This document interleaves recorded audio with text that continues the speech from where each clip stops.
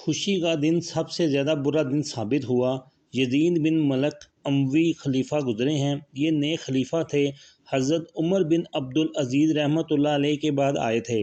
ایک دن وہ کہنے لگے کہ کون کہتا ہے کہ بادشاہوں کو خوشیاں نصیب نہیں ہوتی؟ میں آج کا دن خوشی کے ساتھ گزار کر دکھاؤں گا۔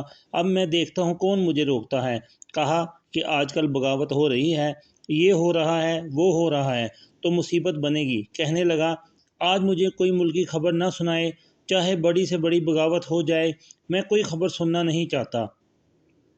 آج کا دن خوشی کے ساتھ گزارنا چاہتا ہوں۔ اس کی بڑی خوبصورت لونڈی تھی، اس کے حسن و جمال کی کوئی مثل نہ تھی۔ اس کا نام حبابہ تھا، بیویوں سے زیادہ اسے پیار کرتا تھا۔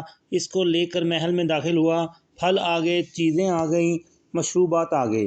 آج کا دن امیر المومنین خوشی سے گزارنا چاہتے ہیں۔ آدھے سے بھی کم دن نہ گزرا تھا، حبابہ کو گود میں لیے ہوئے ہے کہ اس کے ساتھ ہنسی مذاق کر رہا ہے اور اسے انگور کھلا رہا ہے، اپنے ہاتھ سے توڑ توڑ کر اس کو کھلا رہا ہے۔ ایک انگور کا دانہ لیا اور اس کے منہ میں ڈال دیا۔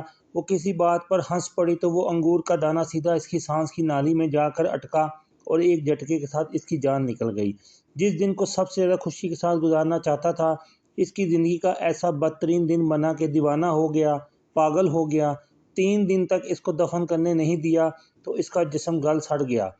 زبردستی بنو امیہ کے سرداروں نے اس کی میت کو چھینا اور دفن کیا اور 2 ہفتے بعد یہ دیوانگی میں مر گیا۔